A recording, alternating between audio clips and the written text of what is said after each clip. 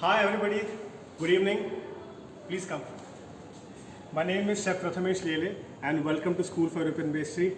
I'm so happy to have all of you at Facebook Live at Amul, and we'll be making an eggless fruit and nut cake at School for European Pastry Mumbai. So please allow me a moment to go to the school and we'll head to the station where we are making the egg-free fruit and nut cake. Please come. So we are at School for European Pastry right now at Mumbai Andheri East. The school is co-founded by Chef Vikas Bagul and Chef Anil Rohira. So both the chefs are world acclaimed and they are masters of chocolate and pastry and bakery. Please come. So talking about School for European Pastry, we conduct two courses at the school. One of the course is a 6 weeks egg-free course that has only egg-free recipes. The other course is a 6 months extensive diploma. So we are at Opera right now. So Opera is a classroom that is dedicated only for egg-free pastry. This is a 6-week intensive course starting from Monday to Friday from 8 o'clock in the morning to 4 o'clock in the evening. So we take 16 students who work here for the entire day. And guys, the specialty for the egg-free session is that anything that you believe cannot be made without egg, this is the session that you need to come and attend, because anything that cannot be made with egg, we are here to teach you without egg. Please come. So the second course that the school has is the 6 months diploma. So we'll now head on to the classrooms where we conduct the 6 months diploma. The 6 months diploma is an extensive course. It is also conducted from Monday to Friday, from 8 o'clock in the morning to 4 o'clock in the evening. You start learning from the basics of pastry and bakery, from basic pastry creams to basic paste, and then you start working over different recipes. You learn chocolates, you learn breads, you learn different pastries, and I'm damn sure that whatever you see on Instagram, you will be able to make it after a 6 months diploma course at School for European Pastry. So this is a lovely classroom. We have two classrooms. We have two classrooms for the 6 months diploma.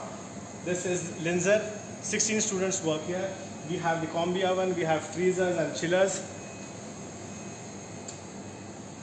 Then we have a dough sheeter where we laminate the puff and the croissant. This is our main classroom where we conduct the sessions. This is called the Zakar. So we have 2 students per table. This is the deck oven where we bake the artisanal breads. These are the chillers meant only for specially keeping the chocolates and chocolate garnishes. Then these are the proofers. The proofers are meant for proofing bread. So these provide a good temperature and humidity control for making breads. So before you put the bread for baking, the breads go in the proofer, they rise, and then we put it for baking. So this is the table, this is the workstation that will conduct the session today. So let's go to the station and let's get started.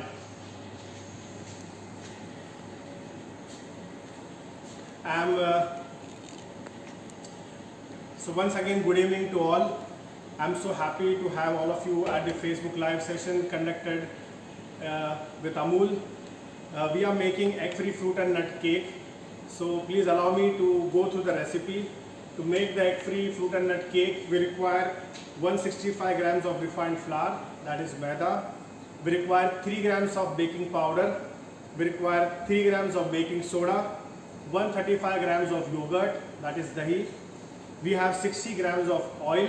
You can use any oil. You can use sunflower refined or whatever oil you use at home. You can use the same oil.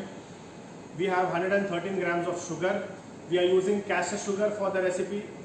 If you don't have castor sugar at your home, you can take the grain sugar and then you can grind it and then use it. जो घर पे आपके शक्कर है उसको थोड़ा सा mixer में पीस लीजिए और उसको यूज़ कीजिए. We are using castor sugar here. Then we have 3 grams of salt, 30 grams of water, 10 grams of vanilla essence, 30 grams of candied orange. So this is what candied orange looks like. तो candied orange is actually orange peel जिसको sugar syrup में पकाया हुआ है. तो एक बहुत ही intense और अच्छा ऑरेंज का टेस्ट इसमें है. जो ऑरेंज के एसेंशियल ऑयल्स होते हैं वो सारे उसके राइंड में होते हैं, वो उसके छिलके में होते हैं. तो उसके छिलके को फेंकते नहीं है, उसको प्रिजर्व करके उसको उबलते हुए पानी में 2-3 बार छान के उसके बाद उसको शुगर सिरप में डाल के उसको कुक कर देते हैं, तो जो उसका कड़वापन है वो निकल जाता है, ऑरेंज का जो छिलका है वो मीठा हो जाता है, and then you can chop it and use in your desserts. तो उसका जो इसेंशियल ऑयल्स है वो उसी के अंदर रहेगा और जो ऑरेंज का अरोमा है वो आपके प्रोडक्ट में आ जाएगा। So this is the candied orange. Then we have almond 30 grams, बादाम जो हमने चॉप किया हुआ है छोटे छोटे पीसेस में। तो हमने इसको छोटे पीसेस में इसलिए कट किया हुआ है ताकि जब आप केक को स्लाइस करें या कट करें तो बड़े आमंड की वजह से, बड़े बादाम की वजह से वो कटने में मुश्किल ना हो, इसलिए बादाम को छोटे टुकड़ों में काटा हुआ है। Then we have cranberry, we have chopped apricot. Apricot जर्दालू है, तो जो इंडियन जर्दालू होता है वो भी आप यूज़ कर सकते हैं, वो थोड़ा सा ब्राउनिश कलर का होता है। ये इम्पोर्टेड जर्दालू है जो ऑरेंज कलर का है, जो आपके केक को एक बहुत ही बढ़िया कलर देगा। देन वी हैव पिस्ता। पिस्ता को हमने एक टेबल पे या प्लेट पे निकाल के उसके अंदर शेल नहीं है ना चेक किया हुआ है, उसके बाद इसको चॉप किया है। आपको चाहिए तो बिना छिलके का पिस्ता भी यूज़ कर सकते हैं, उससे ज़्यादा अच्छा कलर आएगा। तो पिस्ता को भी हमने चॉप किया हुआ है ताकि बड़े बड़े पीसेस पिस्ता के केक कटने के टाइम पे केक को ना तोड़ दे। तो हमारे पास पिस्ता है, बादाम है, क्रैनबेरी है। अगर आपके पास क्रैनबेरी नहीं है तो आप किशमिश या रेजिन यूज़ कर सकते हैं। हमारे पास बादाम है, कैंडिड ऑरेंज है, वैनिला एसेंस, पानी, नमक, शक्कर, आप शक्कर पीस के यूज़ कर सकते हैं, तेल है, दही है, बेकिंग सोडा है, बेकिंग पाउडर है और मैदा है। तो ये जो रेसिपी हम बना रहे हैं, मेरे कलीग है शेफ आकाश, वो इसी फेसबुक लाइव पे उसी रेसिपी को बार बार पोस्ट करते रहेंगे ताकि अगर आपको वो रेसिपी रेफर करनी है तो आप वहाँ से देख सकते हैं। तो let's get started and make the fruit and nut cake.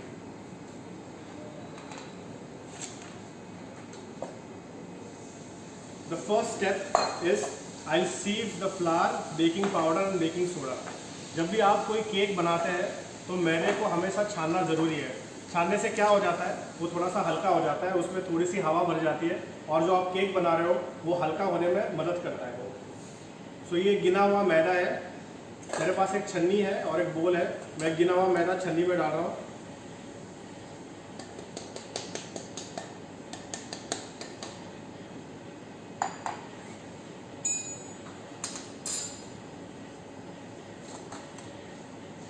Baking soda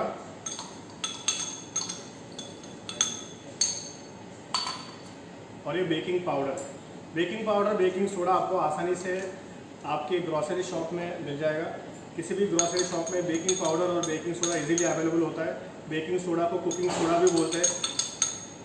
तो ये बेकिंग सोडा, बेकिंग पाउडर और मैदा मैंने एक साथ ले लिया है और अब मैं इसको छान लूँगा। छानने से मैदा हल्का हो जाता है, जिससे आपका केक हल्का हो जाएगा। दूसरी बात ये भी है कि जो बेकिंग पाउडर, बेकिंग सोडा हमने इसमें डाला है वो आसानी से इसके अंदर मिक्स हो जाएगा। बेकिंग सोडा अगर आप कभी खा के देखेंगे तो वो एकदम सॉल्टी होता है, नमकीन होता है। तो कभी आप ऊपर से बेकिंग सोडा अगर प्रोडक्ट में डालेंगे तो ऐसा हो सकता है, अगर वो ठीक से मिक्स ना हुआ तो आपके मुंह में बेकिंग सोडा का पीस आ जाएगा। अगर बेकिंग सोडा का पीस मुंह में आए तो एकदम से खट्टा लगता है, खारा लगता है, सॉल्टी लगता है, खट्टा नहीं खारा होता है, सॉरी। तो वैसा ना लगे इसलिए हमने मैदे के साथ इसको पूरी तरह से छान लिया है ताकि आपका जो माउथ फील है, जो केक खाने का एक्सपीरियंस है वो ख़राब ना हो।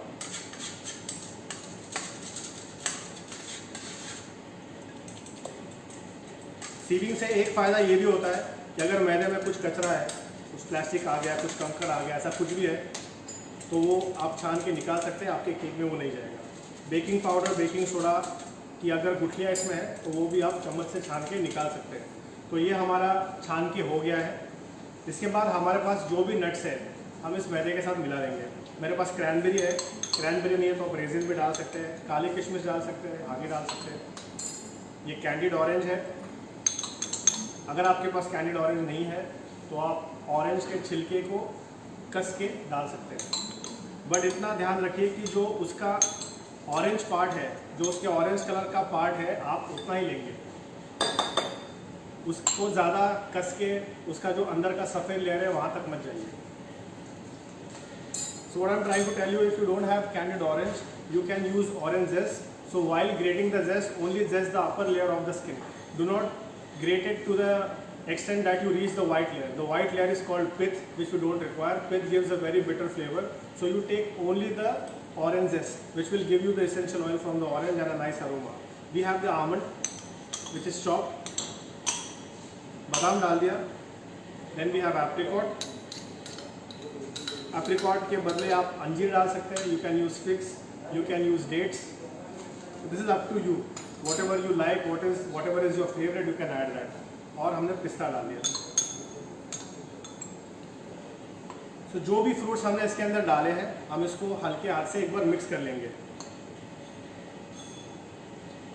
कई बार हम जब घर पे केक बनाते हैं तो ऐसा लगता है कि जो भी मैंने फ्रूट केक के अंदर डाल दिया वो केक के नीचे बैठ गया. तो अगर आप मैदे के साथ मिला के फ्रूट्स को डालोगे तो आपके फ्रूट्स कभी भी केक के अंदर नीचे नहीं बैठेंगे. इसका साइंस ये है कि जैसे मेरे पास एप्रिकॉट है या डेट है या फिग है या रेजिन है या क्रैनबेरी है, इनमें थोड़ा सा मॉइस्चर होता है. और हम जो केक बना रहे हैं उसमें हम तेल डाल रहे हैं जो कि एक फैट है. तो ये मॉइस्चर और तेल एक दूसरे को आसानी से पकड़ता नहीं है. तो जब केक के अंदर तेल है या बटर है, उसके अंदर अगर हम ऐसा पानी वाला कोई भी फ्रूट डालते हैं तो वो तेल उसको पकड़ नहीं पाता है और वो फ्रूट नीचे जाके बैठ जाता है. ऐसा ना हो इसलिए हमने मैदे के साथ इसको मिक्स कर लिया है. तो अभी यहाँ पे मेरे पास मैदा है, बेकिंग पाउडर है, बेकिंग सोडा है, सारे नट्स है और मेरे पास थोड़ा नमक भी है. थोड़ा नमक होना चाहिए, उससे अच्छी टेस्ट आती है. एक चुटकी भर नमक है, वो भी मैं ड्राई इंग्रेडिएंट में डाल देता हूँ.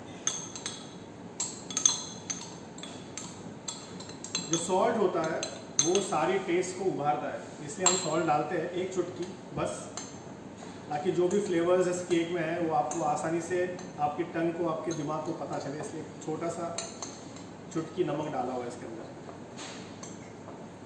तो ये हमारा ड्राई इंग्रेडिएंट रेडी हो गया. अभी हम आते हैं केक बनाने पे. केक बनाने के लिए मैंने एक बोल लिया हुआ है, ट्रांसपेरेंट बोल लिया है ताकि आपको दिखे कि मैं क्या कर रहा हूँ. Will start with the yoghurt. जो घर में दही बनाते हैं वो दही है ये.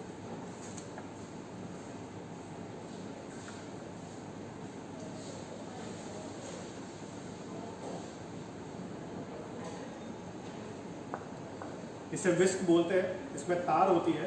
This is use to make a mixture smooth. So ये दही में जो गुठलियाँ है, थोड़ा सा पानी थोड़ा सा दही ऐसा मिक्सचर है, इसको स्मूथ करने के लिए मैं एक विस्क यूज़ कर रहा हूँ. तो एक बोल है मेरे पास, उसमें मैंने दही ले लिया है. अब विस्क को एक पेन की तरह पकड़ना है और धीरे धीरे इसमें हिलाना है ताकि ये स्मूथ हो जाए. जैसे हमारे घर पे हम लस्सी बनाते हैं, लस्सी को बनाने के लिए दही को घुसला जाता है, तो ये घुसलने का ही काम करता है. तो दही को मिक्स करके एकदम से स्मूथ कर दिया है ताकि इसमें दही की थोड़ी भी गुठलियाँ ना हो. इसके बाद मैं इसमें शुगर डाल रहा हूँ. जैसे कि मैंने पहले बताया, अगर आपके पास कैस्टर शुगर या ब्रेकफास्ट शुगर नहीं है, आपके घर में जो चीनी होती है उसको मिक्सर में पीस के आप डाल सकते हैं. हम कैस्टर शुगर इसलिए यूज़ करते हैं क्योंकि ये काफ़ी साफ़ होती है, इसमें कोई भी इम्प्योरिटीज़ नहीं होती है और इसका ग्रेन साइज़ इतना बारीक होता है कि ये आसानी से दही में या केक बनाने के बटर में आसानी से घुल जाती है. So now in goes the cashew sugar. I'll take 30 seconds to just mix it and blend it inside the curd till the sugar melts. थोड़े समय के लिए 30 seconds.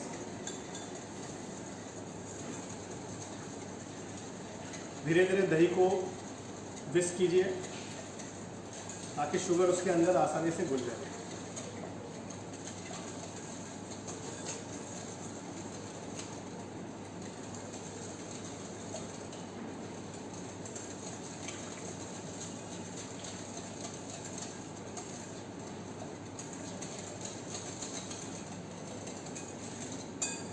तो ये शुगर इसके अंदर घुल गई है आसानी से, बस 30 सेकंड्स में.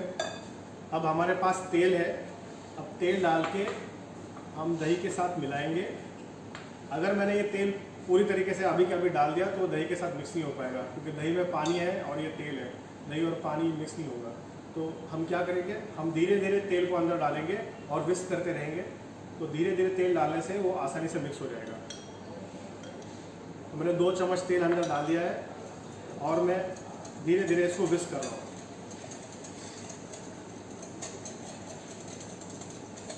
इस रेसिपी को बनाने के लिए आपको कोई मशीन नहीं चाहिए, आप हाथ से ये रेसिपी बना सकते हैं।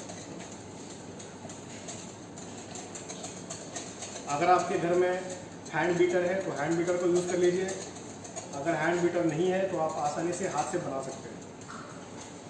तो जो तेल मैंने अंदर डाला था वो इसके अंदर मिक्स हो गया है और उसने मेरे दही को थोड़ा गाढ़ा भी कर दिया है। और 2 चम्मच तेल मैंने इसके अंदर डाला और वापस इसको मिक्स कर दिया।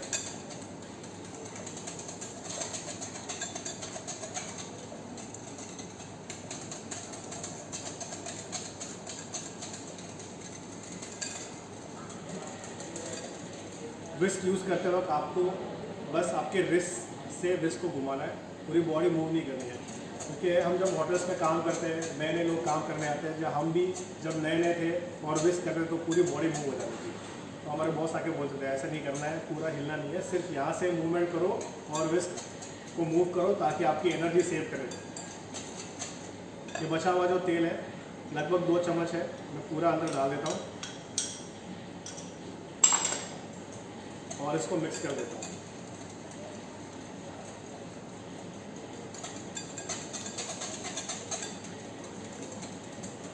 आप देख सकते हैं कि लस्सी जैसा मिक्सचर मेरे पास बन गया है, जिसमें दही है, जिसमें शक्कर है और जिसमें तेल है।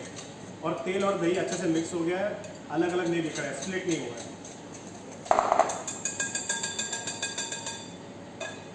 एक चीज़ मेरे पास है वैनिला एसेंस, वो मैं डाल देता हूँ इसके अंदर।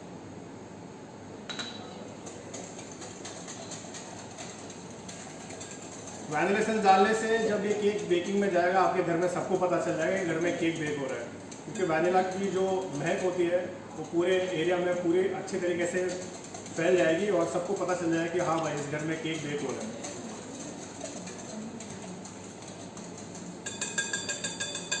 अभी हम विस्क की छुट्टी करते हैं क्योंकि विस्क का काम खत्म हो गया है। अभी हम यूज़ करेंगे स्पैचुला। तो अभी जो विस्किंग था वो पूरा हो गया है। अब मेरे पास ये मैदा, बेकिंग पाउडर, सॉल्ट और सारे नट्स इसके अंदर है। मैं इसको पार्ट बाय पार्ट अंदर डालूंगा और इस मिक्सर के अंदर फोल्ड कर दूंगा। तो हम इसको 2 हिस्से में डाल सकते हैं, चाहिए आपको तो आप 3 हिस्सों में भी डाल सकते हैं।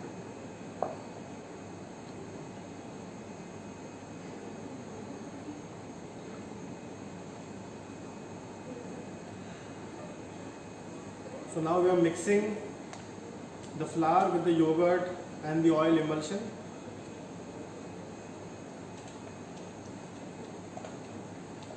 Just mix it nicely so that we don't have any lumps of the flour. Okay. Now I add the second part.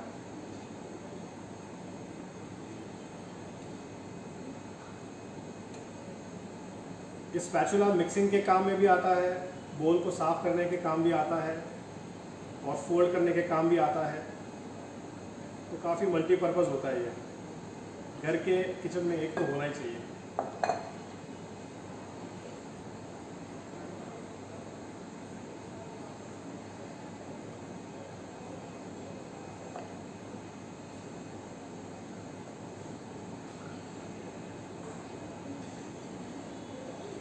इसमें सारे के सारे नट्स अभी मिक्स हो गए हैं और अच्छे से उभर के आ रहे हैं, एकदम कलरफुल सा बन गया है।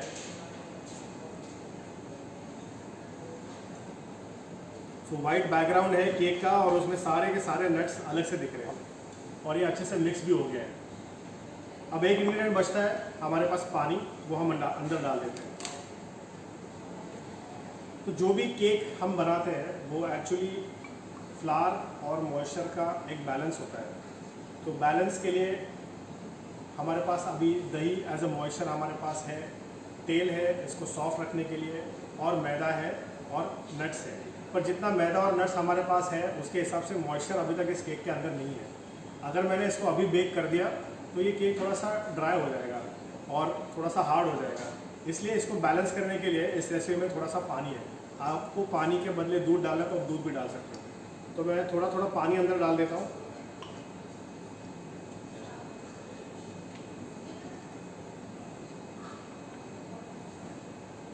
तो अगर आपका केक बहुत ही हार्ड बन रहा है तो आप थोड़ा सा मॉइस्चर उसके अंदर ऐड कर सकते हैं और अगर आपका केक सिंक हो रहा है, नीचे बैठ रहा है, सेंटर से नीचे धंस रहा है, तो आपको थोड़ा सा मैदा बढ़ाना पड़ेगा।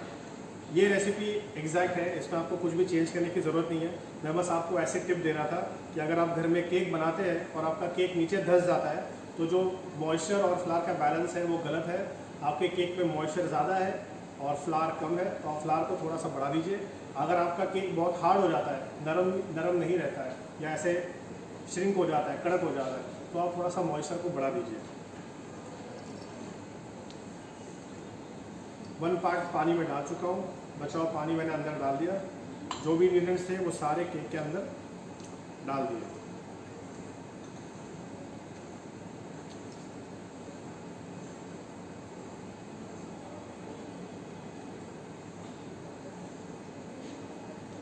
तो ये आपका केक का बैटर बन गया है।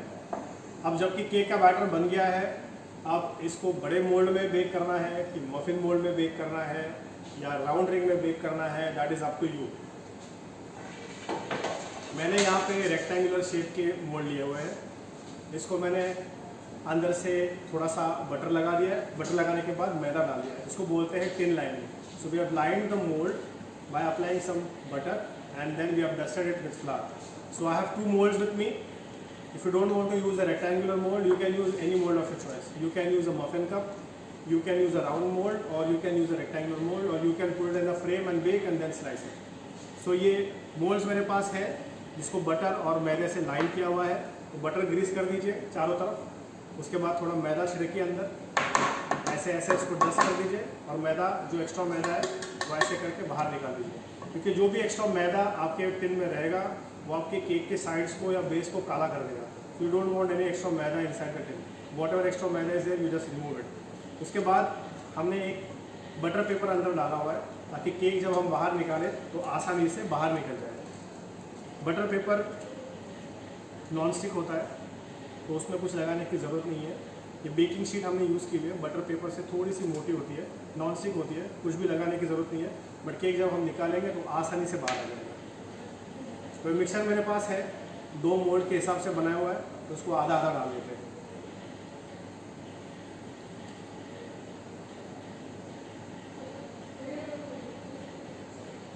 इस केक का बेकिंग टेम्परेचर 170 डिग्री सेल्सियस है। तो आप 170 डिग्री सेल्सियस पे इसको अराउंड 25 से 30 मिनट बेक कीजिए। जब हम कोई भी बेकिंग टेम्परेचर या टाइम आपको बताते हैं वो हम आपको हमारे ओवन के हिसाब से बताते हैं। हर घर में ओवन अलग होता है। हमारे पास भी एक 3 डेक ओवन है, एक कॉम्बिनेशन ओवन है। हर ओवन में डालने के लिए हमको अलग अलग टेम्परेचर डालना पड़ता है। अगर मैं डेक ओवन में सामान डाल रहा हूँ तो मैं 170 डिग्रीज पे डालूंगा। अगर वही मुझे अगर कन्वेक्शन ओवन पे डालना है तो मैं उसको 160 डिग्रीज पे डालूंगा, क्योंकि उसमें ज़्यादा हीट होती है। तो आपके ओवन को आप ज़्यादा अच्छी तरह से जानते हैं, उसको पीछे रखना है कि आगे रखना है, लेफ्ट में रखना है कि राइट में रखना है, उसके हिसाब से आप एडजस्ट कीजिए और बनाइए। और अगर आपको नहीं पता है कहाँ रखना है, एक बार बना के देखिए, आपको पता चल जाएगा पीछे रखना है, आगे रखना है, 10 मिनट आगे रखना है या कम करना है। That experience you will gain by trial and error when you start baking. एक बेकर को एक्सपीरियंस तभी आता है जब वो ट्रायल एंड एरर होता रहता है, बार बार एक्सपेरिमेंटेशन होता रहता है, तब आपको पता चल जाएगा कि केक के साथ करना क्या है बेकिंग में। थोड़ा 5-10 डिग्री ऊपर नीचे, टाइम 4-5 मिनट ऊपर नीचे आपके हाथ में होता है हमेशा। आप प्रोडक्ट को देखिए, महसूस कीजिए, उसके हिसाब से आप डिसाइड कीजिए। जो हमने टेम्परेचर और टाइम दिया है वो एक गाइडलाइन है।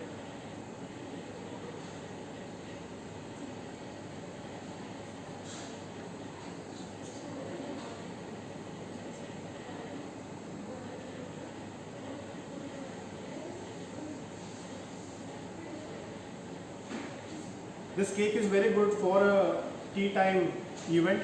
अगर आपके पास कोई टी टाइम पार्टी हो रही है या आप घर के बाहर जाने के लिए कुछ खाने के लिए पैक करना चाहते हैं, तो एज ए ट्रैवल केक भी इस केक को रखना बहुत अच्छा है। अगर आपको किसी के बर्थडे के लिए केक प्रेजेंट करना है and this cake has to travel, इसमें कोई आइसिंग नहीं है, आप एक रिंग में डाल के इसको बेक कर सकते हैं, ऊपर से शुगर डाल के आप इसको सर्व कर सकते हैं। जो भी खाएगा हमेशा आपको बोलेगा कि वाह ये बहुत अच्छा था। सो केक को मोल्ड में हमने डाल दिया है। अभी ये बेकिंग में जाएगा at 170 degrees for 20 to 25 minutes. तो हम तो रुकेंगे नहीं कि 25 मिनट केक बन रहा है और हम क्या करें, तो हमने 2 केक पहले से ही बेक करके रखे हुए हैं, तो हम उसको फिनिश कर देंगे। So these are the 2 cakes. These cakes have been baked in the same molds. इसी मोल्ड में 2 घंटे पहले मैंने इस केक को बेक किया हुआ है इसी मिक्सचर के साथ। तो ये केक बेक होने के बाद ऐसा दिखेगा। जो बेकिंग शीट हमने डाली थी उसके वजह से केक निकलने में आसानी हो जाएगी। अगर आपको स्लाइस करना है तो अभी कर सकते हैं, या फिर इसको थोड़ा सा प्रेजेंटेशन करके उसको थोड़े अच्छे कपड़े पहना के भी आप प्रेजेंट कर सकते हैं। तो प्रेजेंटेशन करने के लिए मैंने थोड़ा सा एप्रिकॉट जैम लिया हुआ है। ये जैम किसी भी लोकल ग्रोसरी स्टोर में मिल जाएगा। जैसे माला के स्ट्रॉबेरी जैम आता है, मिक्स फ्रूट जैम आता है, वैसे एप्रिकॉट जैम भी मिलता है। एप्रिकॉट जैम इसलिए लेते हैं क्योंकि इसमें पिक्यूलर टेस्ट होती है। हमने इस फ्रूट केक को बनाने के लिए अलग अलग फ्रूट एंड नट यूज़ किए हुए हैं, इसीलिए हमने एप्रिकॉट जैम यूज़ किया है। और एप्रिकॉट जैम का जो कलर आता है प्रोडक्ट के ऊपर वो बहुत ही अच्छा आता है। अगर मैं स्ट्रॉबेरी जैम यूज़ करूँगा तो मेरा केक ऊपर से लाल हो जाएगा, जो मैं नहीं चाहता। तो जो ब्राउन कलर का बेक प्रोडक्ट दिख रहा है उसी कलर को एक्सेंचुएट करने के लिए हमने एप्रिकॉट जैम लिया हुआ है। इसको मैंने थोड़ा पानी डाल के माइक्रोवेव किया हुआ है ताकि ये पतला रहे। एक ब्रश लिया है, एक ब्रश से मैं इसको ऊपर से बस एक बार ब्रश कर देता हूँ।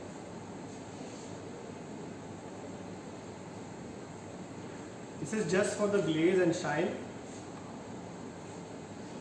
just for the product to look nice. Also, it will also give a characteristic apricot taste to your product. तो होटल्स में जो भी ब्रेकफास्ट पेस्ट्रीज फिनिश होती है, डैनिश पेस्ट्रीज फिनिश होती है, उन सब में ये एप्रिकॉट ग्लेज लगता है। तो मैं ये पेपर निकाल देता हूँ। इस केक को हमने ग्लेज कर दिया है। ये मेरे पास ऑरेंज है, डिहाइड्रेटेड ऑरेंज है। तो ऑरेंज को हमने काट के आधा कर लिया, उसके बाद थोड़ी सी शक्कर लगा के इसको डिहाइड्रेट कर लिया। डिहाइड्रेट कर लिया मतलब इसका एक मशीन आता है, एक माइक्रोवेव जैसा, उसको डिहाइड्रेटर बोलते हैं। If you put any fruit inside, उसके अंदर का मॉइस्चर निकल जाता है। तो ये डिहाइड्रेट किया हुआ ऑरेंज है, इसको मैंने ऊपर से डाल दिया। ये एक फन स्नैक है, ऐसे ही आप खा सकते हो। इसमें ऑरेंज की सारी गुडनेस है, तो न्यूट्रिशन भी इसके अंदर है और दिखने के लिए भी अच्छा है। सो एक ऑरेंज मैंने ऊपर लगा दिया।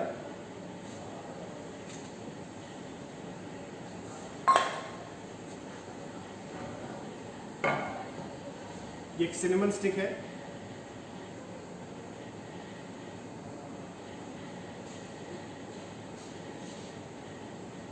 सिनेमन स्टिक मतलब दालचीनी यूज़ की है मैंने। अगर आपके पास गोल रोल की हुई दालचीनी है तो पूरी तरीके से पाइप की तरह दिख रही है, तो उससे अच्छी कोई बात नहीं, आप वो यूज़ कर सकते हो। मेरे पास एक लंबी दालचीनी का पीस है, वो मैंने यूज़ किया हुआ है। और मेरे पास ये स्टार एनिस है, चक्र फूल जिसको बोलते हैं या बादियाना भी बोलते हैं, वो चक्र फूल मैंने लिया हुआ है डेकोरेशन के लिए।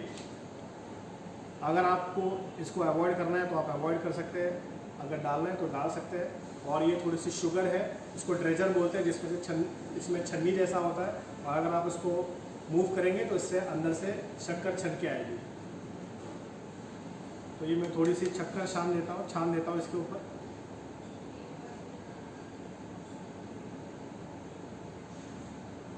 इसे खाने वालों को लगता है कि क्या बात है, वैसे प्रोडक्ट को भी लगना चाहिए क्या बात है, क्या बना है।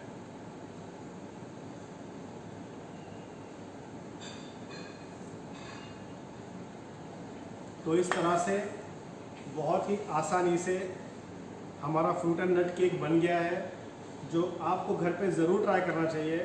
बिना अंडे का केक है, इसके टेस्ट में, इसके फ्लेवर में, इसके टेक्सचर में कोई भी कॉम्प्रोमाइज़ नहीं है। आप खाओगे तो आपको एकदम सॉफ्ट और tasty fruit and nut cake मिलेगा।